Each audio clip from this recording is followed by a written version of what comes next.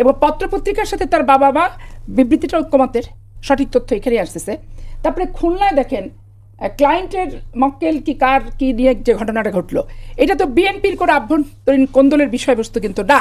এটা একটা ঘটনা, বিক্ষিপ্ত বিচ্ছিন্ন বলেন, সুপরিকল্পিত বলেন, যারা করছে তাদের ব্যাপার।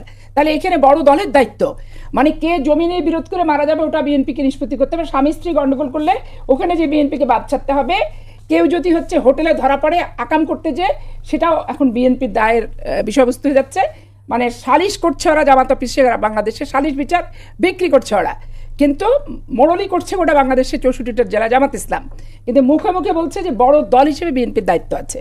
আচ্ছা, তারপরে আপনি দেখেন সবচেয়ে মজার যেটা ব্যাপার, যে যে চাঁদাবাজের প্রসঙ্গ যে তুলল, এখন চাঁদাবাজ জামাত ইসলাম তো সারা বিশ্বব্যাপী চাঁদাবাজি করে ইয়ানতের নাম দিয়ে। এটা তো চাঁদাকে যদি আমি সাহায্য বলি, আমাকে দান বলি, ইয়ানত বলি আর চাঁদা বলি, পার্থক্যটা কি? টাকা আদায় তো, হাদিয়া বলা যায়, টাকা আদায় তো, অন্যের কাছ থেকে আদায় করা জিনিসে তো সে চাঁদাই বলেন, হাদিয়া বলেন, ইয়ানত বলেন, দান বলেন, সাহায্য বলেন, কি আমার সমমনা আমাকে দিয়েছে, সবই তো চাঁদা। তো এখন কি সুন্দর ইসলামী লেবাসের ভিতরে হাদিয়া, ইসলামী লেবাসের ভিতরে কি ইয়ানত, আর আমরা কি চাঁদা, আমরা হচ্ছি চাঁদাবাজ। সেটা বিশ্বব্যাপী আমরা চাঁদাবাজি করে বেড়াচ্ছি। তাদের বক্তব্য বিবৃতিটা এরকম। এখন আপনি বলেন যে হাদিয়া যে নেয় ওনারা, ইয়ানুজ যে ওনারা নেয়, প্রকাশ্যে গোলাম পরোয়ার সাহেবের বক্তৃতাতে আপনি পাবেন। কিন্তু আমরা একবারে A to Z আমাদের কেন্দ্রীয় যে নেতাগুলো আছেন, একজনের নামে সুস্পষ্ট করে বলেন তো যে আমরা ওপেন কোথাও চাঁদাবাজি করেছি। আপনি বলবেন যে ওই মনোনয়ন প্রত্যাশী বিএনপির পোস্ট নাই, ও কুমিল্লা দাউদকান্দিতে একজন অমক করেছে, বলবেন ওই যে ঘোড়া স্ট্যান্ডে এটা করেছে, বাস স্ট্যান্ডে এটা করেছে, টেম্পো স্ট্যান্ডে করেছে। আপনি ধরছেন না কেন? আপনি ধরে গা থেকে মাথা পর্যন্ত ছাল চামড়া তুলে থানায় দিতেন না কেন? এত লটারির এসপিডিসি করে কি এরা? এগুলা কি শুধু আমাদেরকে দুর্নাম দেওয়ার জন্য ওই লটারির ডিসিএসপি বসে বসে তামসা দেখে নাকি? এগুলা কি আমাদের কেন্দ্র থেকে নির্দেশ আছে যে আমার ছেলে চাঁদাবাজি করতে যাবে, তুমি ধরিও না? কিন্তু প্রশ্নটা ওখানে আপনার সমালোচক এই প্রশ্নটা করেছে যে নিয়ন্ত্রণটা আসলে সেভাবে নেই। আমি যদি বহিষ্কার করি, বহিষ্কার করার আগেই তো আইন শৃঙ্খলা পরিস্থিতি সজাগ যদি থেকে থাকে কর্মকর্তা এবং সংশ্লিষ্ট কাজে যারা নিয়োজিত আইন শৃঙ্খলা বাহিনীতে ধরা উচিত। আওয়ামী লীগের মতো একটা কথা আমার ছোট ভাই আলমামুন বলল, বিএনপির নেতৃত্বের শূন্যতা। লক্ষ লক্ষ কোটি কোটি লোক বিএনপির নেতৃত্বের শূন্যতা আমরা ভুগছি। আপনার কি মনে হয় যে নেতৃত্বের শূন্যতা আমরা ভুগছি? একবারে শেখ হাসিনা যা বলতো, কে প্রধানমন্ত্রী হবে, কে নেতা হবে, আমার আলমামুন রাসেল ভাইয়ের মুখ থেকে একবারে হাসিনার প্রতিকৃতি একটা শব্দ আজকে টক শোয়ে দেশ জাতিকে উনি উপস্থাপন করলেন। বিএনপির নেতৃত্বের কোনো প্রকার শূন্যতা নাই, এবং বিএনপির নেতৃত্বের শূন্যতা কখনোই ছিল না। বেগম খালেদা জিয়া শারীরিকভাবে অসুস্থ, আমিও শারীরিকভাবে অসুস্থ হতে পারি, উনিও শারীরিকভাবে অসুস্থ হতে পারেন। ওনাদের আমির মিটিংয়ের ভিতরে শারীরিকভাবে অসুস্থ হয়ে গেল হঠাৎ করে, তার 3টা ব্লক ছিল, ওপেন হার্ট সার্জারি তার হলো। আবু তাহের সাহেবও কদিন আগে শুনলাম যে অসুস্থ হয়ে বিছানায়, ফখরুল ইসলাম সাহেব দেখতে গেছেন, একটা ছবি দেখলাম, এখনকার সাম্প্রতিককালে না আগেকার, এটা আমি বলতে পারবো না, সাম্প্রতিককালে। তাহলে অসুস্থতা তো আর আমার হাতে নাই, অসুস্থতা তো আল্লাহর হাতে। আমি 22 বছর বয়সে অসুস্থ হতে পারি, আবার কেউ 82 বছর বয়সে। যে হাসিনা আর বেগম খালেদা জিয়ার বয়সের পার্থক্য মাত্র 2 বছর। উনি তিরকে কেমন একবারে ইয়াং লেডির মতো, যুবতী কিশোরীর মতো হেঁটে বেড়াচ্ছেন তকতকিয়ে। গণভবন বঙ্গভবন সব ছেড়ে এখন উনি দিল্লির আনাচে কানাচে ঘুরে বেড়াচ্ছেন, কোনো সমস্যা ওনার নাই। উনি বারবার বলছেন আমি অসুস্থ না, আমি অসুস্থ না। যারা এগুলো বলছে তারা ভুয়া প্রচার করছে। এই যে এখন বক্তব্য বিবৃতিগুলো এখানে, তা আমার ছোট ভাইকে আমি বলতে চাচ্ছি যে বিএনপির নেতৃত্বে শূন্যতা নেই। বিএনপির একটা অনেক বড় কমিটি, কমিটি নিয়েও আপনারা হাসাহাসি করেন। চুরি বাপরে বাপ, 650 লোক নিয়ে কমিটি। এখন লোক যদি জেনুইন লোক যদি লক্ষ লক্ষ হয়, তো তার ভিতরে তো 600, 700, 1000 হতেই পারে। 31 বিশিষ্ট তো আমি পারছি না। নেতৃত্ব সংকটের প্রশ্নে আমি আরেকটা প্রশ্ন আপনাকে করে রাখতে যে সংযুক্ত করে, সেটি হলো যে আমাদের একজন নেতা এবং সুপ্রিম কোর্টের আইনজীবী শিশির মনির সাহেব, তিনি বলেছেন যে তিনি যদি তারেক রহমানের জায়গায় থাকতেন তাহলে তিনি এখনই দেশে চলে আসতেন। এবং আজকে পররাষ্ট্র উপদেষ্টা বলেছেন যে তারেক রহমান চাইলে একদিনের মধ্যে আসলে ট্রাভেল শিশির মনিরকে আমি এই জন্য বলতে চাই যে 15 বছর শিশির মনির কোথায় ছিল? আমি বাংলাদেশে যুদ্ধ অপরাধীদের যে বিচার করলো, পাতানো একটা বিচার শেখ হাসিনা যে করলো মানবতা বিরোধী অপরাধ বলে, পাতানো নির্বাচন আমি এই কারণে বলবো যে ওনারা যদি তৎকালীন সময় যুদ্ধ অপরাধীও হয়ে থাকতেন, 50 বছর পরে কোনো তথ্য প্রমাণের ভিত্তিতে সাক্ষ্য দিয়ে কিন্তু শেখ হাসিনা প্রমাণ করতে পারেনি, সব জোড়া তালি গোজানো দিয়ে। ইভেন সাক্ষী বলরামকে পর্যন্ত পাওয়া গেছে হচ্ছে ইন্ডিয়ার দমদম জেলখানাতে, সুখরঞ্জন বালিকে পাওয়া গেছে। তো এই বিচারটাতে এই কারণে প্রহসন, যুদ্ধ অপরাধে যারা অপরাধী সেই নিয়ে বাংলাদেশে মানুষের কোনো ক্ষোভ আক্ষেপ নাই, এবং তৎকালীন সময়ে মানবতা বিরোধী অপরাধের সাথে যারা জড়িত সেটা নিয়েও কোনো আপত্তি বিপত্তি নাই, কিন্তু বিচার প্রক্রিয়াটা ছিল অস্বচ্ছ। তো অস্বচ্ছ বিচার প্রক্রিয়ায় আমি পাপিয়া গলাবাজি করে যত হচ্ছে টকশো বলেন, সভা সমিতি, মিটিং মিছিলগুলো আমি করেছি, শিশির মনিরকে আপনারা কোথায় দেখেছেন? তাজুল ইসলামকে আমি একমাত্র দেলোয়ার হোসেন সাঈদী সাহেবের মামলা করতেছি, সে সময় আমি জেলখানায় ছিলাম, ওনাকে 2-4 দিন আমি দেলোয়ার হোসেন সাঈদী সাহেবের সাথে দেখা করতে গেছি, এইটুকুই কিন্তু আমি দেখেছি। আজকে যখন শিশির মনির আমাদেরকে সবক দিচ্ছে, শিশির মনিরের জানা উচিত এই বাংলাদেশে গণতন্ত্রকে নির্বাসনে পাঠানোর জন্য 1-11 হয়েছিল, এবং ওই 1-11 অদ্যাবধি 25 সালেও কিন্তু নিষ্পত্তি হয়নি। বাংলাদেশের গণতন্ত্র পুনর্বাসিত করতে চায়, এখানে ভারত চায় তাদের আধিপত্যবাদের একটা নামে মাত্র সরকার বসাতে, আর পশ্চিমা শক্তি চায় যে তারা তাদের মডেলে এজেন্ডা মাফিক কিছু বাস্তবায়ন করে তাদের মতো একটা গণতন্ত্র বসাতে। এই দুই লড়াইয়ের মাঝখানে বাংলাদেশের জনগণ এবং সবচেয়ে বেশি ক্ষতিগ্রস্ত আমরা বিএনপি নেতৃত্ব স্থানীয় জায়গা থেকে শুরু করে মাঠ লেভেল পর্যন্ত মামলা কামলা হামলা 1-11 থেকে শুরু করে আমরা 25 সাল পর্যন্ত খেয়েছি ভাই। শিশির মনিদের এই বক্তব্য দেওয়ার আগে 1-11 সম্পর্কে তার মূল্যায়ন কি, এইটা আগে আমার জানা দরকার। আপনার কাছে অবশ্যই আসবো, কিন্তু প্রথম যে প্রশ্নটা করেছিলাম সেটা হলো যে গোলাম পরোয়ারের যে দাবি, সেটা হলো যে দেশে আদালতের সামনে মানুষ খুন হয় সে দেশে নির্বাচনের দিনে ভোট ডাকাতি হবে না, তার নিশ্চয়তা নেই, এমন কথা বলেছেন আসলে মিয়া গোলাম পরোয়ার। এটাই বিষয়ে আপনার প্রতিক্রিয়া জানবো আমরা। তার আগে রাসেল ভাই আমি একটু আপনার কাছে আসতে চাই, সেটি হলো যে মানে আপনার সহ আলোচক বলছিলেন যে আপনি শুনেছেন শাহজাহান সাহেবের কথা তিনি তুলে ধরেছেন, এবং আইন শৃঙ্খলা পরিস্থিতি যে খারাপ আপনি যেটা বলছেন সেটা আসলে নিয়ন্ত্রণ করার দায়িত্ব তো প্রশাসনের, কিন্তু যখন একজন রাজনৈতিক নেতা চায় যে তার পেছনে পুলিশ তাকে প্রোটোকল দিবে, তার কথায় উঠবে বসবে, সেই ক্ষেত্রে সেরকম জায়গায় আসলে নির্বাচনের আগে কীভাবে আপনি জননিরাপত্তা নিশ্চিত করবেন, আইন শৃঙ্খলা পরিস্থিতি নিশ্চিত করবেন যদি রাজনৈতিক নেতৃবৃন্দের মনস্তত্ত্বে এটা থাকে? জি আমি এটা সহ কয়েকটা জিনিস পাপি আপার কয়েকটা জিনিস একটু ক্লারিফাই করতে চাই। আসলে পাপি আপা তো অনেক ভালো বক্তা, আপাকে যদি আপনি বক্তব্য দিয়ে দেন 3 ঘন্টা টানা কথা বলতে পারবে, তখন কিন্তু প্যানেলিস্ট যারা আছে তাদের কথা বলার সময়ের সুযোগ কিন্তু পাওয়া যায় না। দেখেন শাহজাহান সাহেব যে বক্তব্যটা দিয়েছেন উনি কিন্তু ক্লারিফাই করেছেন যে উনি বলেছেন যে আমাদের কথা শুনবে। এর আগে উনি একটা তথ্য দিয়েছেন, সেটি হচ্ছে এর আগে যত ইলেকশন হয়েছে সবগুলো ইলেকশন কন্ট্রোল করতে হচ্ছে আমাদের পার্শ্ববর্তী রাষ্ট্র, কারণ ইলেকশনের আগেই আমাদের যিনি বিরোধী দল নেতা থাকতো তাকে নিয়ে যাওয়া হতো, তাকে বলা হতো, যখন উনি দেশে আসতেন ওনাকে জিজ্ঞেস করা হতো কী বলেছে ভারত, উনি বলছেন আমাকে নিষেধ করেছে। তার মানে তখন আমাদের পার্শ্ববর্তী রাষ্ট্র থেকে গত যে 3টি ইলেকশনটা কন্ট্রোল হয়েছে। উনি বুঝাতে চেয়েছেন যে আমাদের কথায় পুলিশ চলবে, আমাদের কথায় ইউনো চলবে, আমাদের কথা আমাদের বলতে আমাদের কথায় বলতে উনি ক্লারিফাই করেছেন। আমাদের কথা বলতে হচ্ছে এখানে ইনক্লুডিং বিএনপি হতে পারে, জামাত হতে পারে, এনসিপি হতে পারে, আদার। এরপর আমি বলছি ওনাদের যে বক্তব্যগুলো দেখেন, আমরা যখন রাজনীতি ময়দানে যখন কথা বলি, আমাদের যে সামনে যে হাজার হাজার দর্শক থাকে বা আমাদের নেতাকর্মী আছে তাদেরকে একটু ইন্সপিরেশন দেওয়ার জন্য অনেক রকম কথা হয়। আপনি দেখেন রুমিন ফারহানা উনি বলেছেন যে আমাদের কথায় সূর্য উঠবে, বিএনপির কথা সূর্য উঠবে, বিএনপির কথা সূর্য অস্ত যাবে। তার মানে এই কথাগুলো এর আগে বিএনপি একজন নেতা বলেছিলেন যে আমরা যদি প্রস্তাব করি তাহলে ভেসে যাবে সবাই। এই কথাগুলো হচ্ছে মানে রাজনৈতিক যারা সামনে আছে তাদেরকে একটু উৎসাহ উদ্দীপনা দেওয়ার জন্য করার জন্য এগুলোকে আমি মনে করি এটা একটু বিচ্ছিন্ন হিসাবে নেওয়া উচিত, এটাকে নেওয়া উচিত। তারপরে দেখেন এই আপা যেটি বললেন এই ডক্টর ইউনূসকে উনি জামাতি বলেছেন।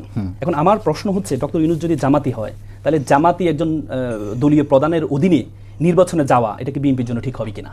তাহলে এই মুহূর্তে বিএনপির আন্দোলন করা উচিত নির্বাচনের জন্য না, বিএনপির আন্দোলন করা উচিত জামাতি যে ডক্টর মোহাম্মদ ইউনূস তাকে হটানো উচিত, আন্দোলনটা হবে তাকে হটানো, কিন্তু সেটি করছেন না। এরপর ওনারা বলছেন যে সেই জামাতের কথা উদ্ভট করছে। উনি কিন্তু লন্ডনে গিয়ে প্রথমে কিন্তু তারেক জিয়া সাহেবের সাথে বসে তারেক জিয়া সাহেব বলেছেন যে ফেব্রুয়ারিতে ইলেকশন দিতে হবে, তিনি সেটাই করেছেন। তার মানে কে কার কথা শুনছে এটি বুঝতে হবে। তারপরে দেখেন আপা যেটি বলেছেন যে ইয়ানতের কথা একটা এই পাবনার কথা একটা কথা বলেছেন যে পাবনায় যে যাকে পাওয়া গেছে অস্ত্রসহ। দেখেন politics is the only common sense. আপনি একটা কমন সেন্স একটু অ্যাপ্লাই করেন। বর্তমানে বিএনপির নিজস্ব অন্তঃকোন্দলে এই পর্যন্ত 167 জন নিহত হয়েছে তাদের নেতাকর্মী, এবং কি যে মুন্সিগঞ্জে অস্ত্রের জঞ্জনানি আমরা দেখেছি, চট্টগ্রামে প্রার্থীর উপরে গুলি করা হয়েছে, সবগুলো বিএনপি। আপনি যখন 90টা ঘটনা দেখবেন, একটা দলের কাছে অস্ত্র দেখবেন, তখন একটা ঘটনা যখন দেখবেন তখন আপনি অ্যাজাম্পশন করে নিতে পারবেন এই অস্ত্রটা কার হাতে ছিল। এখনো পর্যন্ত যে ব্যক্তি অস্ত্রটা হাতে নিয়েছে তাকে গ্রেপ্তার করা হয়নি। এটা কোন আসনে হয়েছে? সে আসনে হয়েছে যে হাবিব সাহেব, উনি আগে ছাত্রলীগের সভাপতি ছিলেন, যে হাবিব সাহেব টকশোতে, ওপেন টকশোতে যে হাবিব সাহেব বলেছেন কেউ যদি বলে যে একই সাপে 2 বিষ কথা বলে তার জিভকে কেটে ফেলতে হবে, আমি এটা প্রোটেকশন দিব। সে বলেছে আমি প্রোটেকশন দিব, মামলা হলে আমি দেখবো, জিভকে কেটে ফেলতে হবে। এটা এটা কাদের ভাষা? এটা তো শেখ হাসিনার ভাষা, এটা তো ফেসিজমের ভাষা। তার মানে যে হাবিব সাহেবের মতো, ফজলুল হক সাহেবের মতো যারা সাবেক ছাত্রলীগ ছিল, তারা বর্তমানে বিএনপিকে লিড করছে, তারা কিসের ইঙ্গিতে, কাদের কন্ট্রোলে চলছে? আজকে দেখেন, আমি যে নেতৃত্ব শূন্যের কথা বলেছি, আজকে পাপি আপাদের মতো যারা 17-18 বছর, যারা 17, আমি মাহমুদ আমি শেষ করছি, যারা 17-18 বছর এই বিএনপিকে নেতৃত্ব দিয়েছে, বিএনপির অসময়ে নেতৃত্ব দিয়েছে, সে আপারা নমিনেশন পায় না। তার মানে এই যে নেতৃত্ব সংকট, আজকে দেখেন 254টি আসনে 234টা আসনে যখন দেওয়া হলো, 100-র উপরে বিদ্রোহ হচ্ছে। কেন বিদ্রোহ হচ্ছে? যখন স্থানীয় নেতাকর্মীরা দেখছে যে তারা এতদিন যাকে পেয়েছে তাকে নমিনেশন দেওয়া হয়নি, যিনি হুট করে এসে উপরস্থ লন্ডনকে কনভিন্স করে উনি প্রার্থী হয়ে যান, তখনই তারা বিদ্রোহ শুরু করে দেন। তার মানে এই জায়গাটা নেতৃত্ব সংকট, এই যে নেতৃত্ব সংকট, আমি সেই নেতৃত্ব সংকটের কথা বলেছি। তারপরে আপা আরেকটি বিষয় বলেছি, আমি আপনাকে ছোট করে একটা প্রশ্ন করে রাখতে চাই, সেটা হলো যে মানে হাবিব ভাই কিংবা ফজলুর রহমানের কথা যদি বলেন, তারা আগে ছাত্রলীগ করেছে, তারা এখন বিএনপির দ্বিতীয় সারির নেতা বলা যায় বা তৃতীয় সারির নেতা, কিন্তু জামাতে যারা এখন প্রথম সারির নেতা তারা তো সবাই জাসদ থেকে এসেছে, তাহলে আপনি এটা কিভাবে দেখেন? দেখেন একটি হচ্ছে আমি আপনার এই প্রশ্নটা আসি, আপনার এটা বলে আমি আসছি। আমি দেখেন, আপনার বর্তমানে বিএনপির পাপি আপার মতো ব্যক্তি কখনো বলবে না যে জিহ্বাকে ছিঁড়ে ফেলো। পাপি আপার মতো কখনো বলবে না যে শেখ হাসিনা যেটা পুরো যে ট্রায়ালটা ওপেন পুরো বাংলাদেশ বিশ্ব দেখেছে, মিডিয়াতে প্রচার করা হয়েছে, সেই ট্রায়ালে তাকে ফাঁসি দেওয়া হয়েছে। ফজল সাহেবের মতো লোক তখন যদি বলে এটা ক্যাঙ্গারু কোর্ট, ওনাকে আদালত অবমাননার জন্য ওনাকে ডাকা হয়েছে। তার মানে এটা কাদের ভাষা? এটা কাদের ভাষা? কাকে খুশি করার জন্য? আমি তো মনে করি এই দুজন ব্যক্তি, হাবিব সাহেব এবং ফজল সাহেব, এটা কিন্তু ইন্ডিয়া দ্বারা কন্ট্রোল হচ্ছে। ভাষার সঙ্গে তো শাহজাহান সাহেবের ভাষারও এটা কন্ট্রোল হচ্ছে। না এক না। আপনি যখন বলবেন এই যে 1,500 মানুষকে হত্যা করেছে, তার কল রেকর্ড আছে, তিনি বলেছে গুলি করো, কি বল অস্ত্র ব্যবহার করো, যিনি ওপেন বলেছেন, তার রায়টা ওপেনলি পুরো বিশ্বে, তাজুল সাহেব তো ওপেন বলেছে যে পুরো বিশ্বে যদি যে কোনো কোর্টে যদি এটা বিচারে তাকে ফাঁসি হবে। কিন্তু সেখানে যখন এই কোর্টটাকে ক্যাঙ্গারু কোর্ট বলে, আমলি কত ক্যাঙ্গারু কোর্ট বলার সাহস করে না, যেটা বিএনপি একজন নেতা হিসেবে উনি কিভাবে বলতে পারেন? তারপরে দেখেন আপা যে কথাটি বলেছেন ইয়ানতের, উনি বলেছেন সারা বিশ্ব থেকে ইয়ানত নেওয়া হয়। ইয়ানত আর চাঁদাবাজের পার্থক্য এক জায়গায়, একটা হচ্ছে উইথ কনসেন্ট আর হচ্ছে উইদাউট কনসেন্ট। চাঁদাবাজি যেটা ওইটা উইদাউট কনসেন্ট, আর ইয়ানত যেটা উইথ কনসেন্ট। যাদের থেকে ইয়ানত নেওয়া হয়েছে এ পর্যন্ত কেউ কি বলেছে? জামাতের আপনি গঠনতন্ত্র দেখেন, তাদের গঠনতন্ত্রে তাদের আয়ের উৎস বলা আছে, যা আমাদের যত কর্মী আছে, আমাদের যত সমর্থক আছে, তাদের যে রোকন আছে, সদস্য আছে, এই সদস্য তার বেতনে 5% দিয়ে দেয়, 5% দিয়ে দেয়। তার মানে এটা উইথ কনসেন্ট। আর বিএনপি যেটি নিচ্ছে এটা উইদাউট কনসেন্ট। আমার চেম্বার পল্টনের পাশে একজন ঝালমুড়ি, আমার চেম্বার আজকে 4-5 বছর আমি দেখেছি ঝালমুড়ি বিক্রি করতেন, উনি আপনার মিডিয়াতে দেখেছেন, উনি বলেছেন 4টা-5টা পার্টি আমার কাছে এসেছে টাকার জন্য, আমি বাধ্য হয়ে এখান থেকে চলে আসছি। তার মানে উইদাউট কনসেন্ট। পাপি আপা, আপনি নিশ্চয় শুনছিলেন যে আসলে বিএনপি যাদের কাছে টাকা নেয় তারা হচ্ছে উইদাউট কনসেন্ট, এটাকে চাঁদা বলতে চাই। এবং আরেকটা প্রশ্ন হচ্ছে নেতৃত্বের বিষয়টা শুনছিলেন, নেতৃত্বের যে সংকট আপনাদের আছে আপনি বলেছেন। আর আমার একটা প্রশ্ন হলো যে আসলেই মানে যেই সংঘাতগুলো হয়েছে সেখানে তো অনেকাংশে আসলে বিএনপি নেতা কর্মীদেরও আমরা দেখেছি যে অন্তর্কন্দলে জড়িয়ে পড়তে খুন হয়েছে। ফলে সামনের দিনে যে মিয়া গোলাম পরোয়ার যেই অভিযোগটা তুলেছেন যে সামনের দিনে ভোট ডাকাতি হবে না, সেটা আপনি কিভাবে দেখছেন? না, সামনের দিনে ভোট ডাকাতি তো জামাত ইসলামী করবে। আর ডক্টর ইউনূসকে আমি বললাম, আমি ব্যক্তিগতভাবে দায়িত্ব নিয়ে বলছি, কারণ তার যে গ্রামীণ ব্যাংকের যে কর্মকর্তা কিছু ছিল তাদেরকে নিয়ে এসে উনি ওনার অফিসে চাকরি দিচ্ছে, ওনার অফিসের চাকরির কয়েকজনকে বিভিন্ন বিভাগ বিভিন্ন জেলায় ডিসি পোস্টিং গেছে রাতের বেলা, এবং রাত্রি 3টার সময় চাঁপাইনবাবগঞ্জে ডিসি হ্যান্ডওভার এসে দায়িত্ব হ্যান্ডওভার করছে। 15 দিন আগে যে ব্যক্তিকে দিছে 15 দিন পরে সেই ব্যক্তিকে উইথড্র করাচ্ছে। শেখ হাসিনার রায় নিয়ে যখন বাংলাদেশের প্রত্যেকটা মানুষ ওদিকে তাদের দৃষ্টিভঙ্গিটা, ঠিক রাতের অন্ধকারে উনি এগুলো করেছেন। এবং ওনার এগুলো করার রহস্যটা কি? এবং মুখ্য সচিব সিরাজুল ইসলাম সে ফণিধরেন 4 দিন বন্ধ করে রেখেছে কিছু কিছু জায়গায় ডিসি এরকম বদলি করার কারণে, কারণ এটা একবারে প্রধান উপদেষ্টা দপ্তরের তালিকা। তো প্রধান উপদেষ্টা দপ্তরের এই শিবিরের তালিকাগুলা পায় কোথা থেকে? এটা একটা হচ্ছে প্রথম বিষয়, যে এই তালিকাটা পাচ্ছে কোথা থেকে উনি। এই গেল একটা। আর দ্বিতীয় বিষয় হচ্ছে ঈশ্বরদীর ঘটনা। এটা একবারে ঈশ্বরদীর ঘটনার সাথে বিএনপির অন্তর্দলীয় কোন্দলের 146 জন মারা গেছে এই ঘটনাটা তুলে আপনি আনলেন, ঠিক আছে, সেটা আপনার বিবেক বুদ্ধি দিয়ে আপনি এনেছেন নিজের বিষয়টা ধামাচাপা দেওয়ার জন্য। কিন্তু ঈশ্বরদীর যে ঘটনা, এইটাতে একবার স্পষ্ট করে যে ছেলেটিকে শনাক্ত করা হয়েছে তার বাবা মা স্টেটমেন্ট দিছে, এই স্টেটমেন্টের আপনি কাউন্টার দিবেন। আমি অন্তর্দলীয় কোন্দলে যদি মারা যাই তো আপনি লাভবান সেখানে হচ্ছেন, কারণ আওয়ামী লীগ যেখানে নাই। আমার নমিনেশন নিয়ে ক্যাচাল হয়ে যদি আমরা 50 জন ওখানে হুড়াহুড়ি করি তো লাভবান তো আপনি হচ্ছেন, কারণ ভোটটা তো আপনি ফুসলাফুসলি করতে পারছেন, টানা হাসরা করতে পারছেন, আপনার পাল্লায় গেলে যেতে পারছে। তো তাহলে লাভবান হবেন আপনি। আবার একটা ঘটনার ধামাচাপা দেওয়ার জন্য আপনি আরেকটা নিয়ে আসলেন। নেতৃত্বের শূন্যতা হিসেবে উনি হাবিব ভাইয়ের কথা, ফজলু ভাইয়ের কথা, এই কথাগুলো যে আনলেন। এখন ধরেন এই যে তথ্য প্রযুক্তির কিছু লাভ আছে, কিছু লসও আছে প্রচার বিকাশ এবং বিকৃত তথ্য উপস্থাপনের ক্ষেত্রে। এখন হাবিবুর রহমান হাবিব যে কথাটি কি বলেছেন না বলেছেন আমি জানি না, যেটুকু মিডিয়াতে এসেছে। এখন ধরেন এই যে গৃহযুদ্ধ, জামাত ইসলামকে ব্যবহার করে যে ধর্মের অপব্যাখ্যাগুলো দিচ্ছে, আলেম ওলেমার শায়ক মশায়েক প্রত্যেকটা জিনিসটি কিন্তু তার প্রতিবাদ করছে যে জামাত ইসলাম ধর্ম ব্যবসায়ী, তারা যে ব্যাখ্যাটা দিচ্ছে এটা সঠিক না। তারা মওদুদির ইসলাম মানছে, মদিরার ইসলাম, তারপরে আপনি এদিকে আহলে হাদিস সম্প্রদায় একটা আছে, তারপরে আপনার এই যে টঙ্গীতে যে বিশ্ব ইজতেমা হয়, এখানেও দেখবেন গোলাগুলি সমস্ত কিছু হয়। এখন এই যে জামাত ইসলাম যখন ধর্মকে ব্যবহার করছে, এটা নিয়েই তো বাংলাদেশে গৃহযুদ্ধ বাঁধবে। তাদের যখন রাজনীতিটা শুরু হবে তফসিল পর বক্তৃতা বিবৃতি, এই ধর্মের ব্যাখ্যা আর অপব্যাখ্যা, কোনটা ইসলামের সঠিক ব্যাখ্যা, কোনটা ইসলামের বেঠিক ব্যাখ্যা, এটা নিয়ে তো বাংলাদেশে গৃহযুদ্ধ বেঁধে যাবে মুসলমানদের মধ্যে। এই মুসলমানিত্ব রক্ষা করার জন্য তখন জামাত ইসলামের সাথে যে যুদ্ধে অংশগ্রহণ করবে, সেই বিভৎস যুদ্ধের কথা ওনারা কি একবারও ভাবেন? এই যে 140 জন মারা গেছে অন্তর্দলীয় কন্দলে বন্দলে, এই সমস্ত কথা বলে যে বিভীষিকার দিকে আপনারা বাংলাদেশের মুসলমান, ইসলাম এবং অপব্যাখ্যা, রাজনৈতিক স্বার্থ চরিতার্থ করে ইসলামের চরিত্র হননের যে প্রচেষ্টা আপনারা নামছেন, সেইটা নিয়ে গবেষণা করে সুষ্ঠু মতামত ওই আলেম ওলেমা মাশাইখ কওমি সকলের সাথে চিন্তা করে আপনাকে দিতে হবে। আর রুমিন ফারহানাকে নিয়ে যে কথাটা বলো, রুমিন ফারহানা বলছে সবই বিএনপির দোষ, সূর্য পূর্ব দিকে উঠলো বিএনপির দোষ, পশ্চিম দিকে উঠলো বিএনপির দোষ। সে কিন্তু এইভাবে কথাটা বলেছে, উনি কিন্তু নিয়ে আসলে ভাবে। আমি আর সময় দিতে পারছি না আপনার।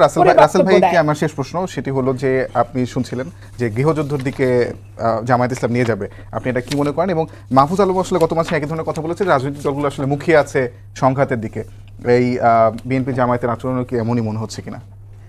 দেখেন, আপনার প্রশ্নে আসার আগে আপা যে কয়েকটি বিষয় নিয়ে আসছেন, ধর্মীয় যে জামাত ধর্মকে ব্যবহার করছে, আসলে এটা খুব দুঃখজনক বিষয়। জামাত তো ধর্মীয় দল, জামাত তার নামের সাথে ইসলামিক শব্দটা আছে, জামাত তো ধর্মীয় দল। ধর্মীয় দল এবং কি ধর্মকে ব্যবহার কারা করে? যারা ধর্মীয় দল না, কিন্তু ধর্মের সময় শাহজালাল থেকে মাজার থেকে তার ক্যাম্পেইন শুরু করে, ধর্মের সময় টুপি পরে, ধর্মের সময় পট্টি পরে, ধর্মের সময় তসবিহ হাতে নেয়, সেটা তো ধর্মীয় ব্যবহার। জামাত যেহেতু ধর্মীয় দল, জামাত যেহেতু ধর্মীয় দল, তাদের কাজটাই হচ্ছে যে ধর্মকে প্রচার করা।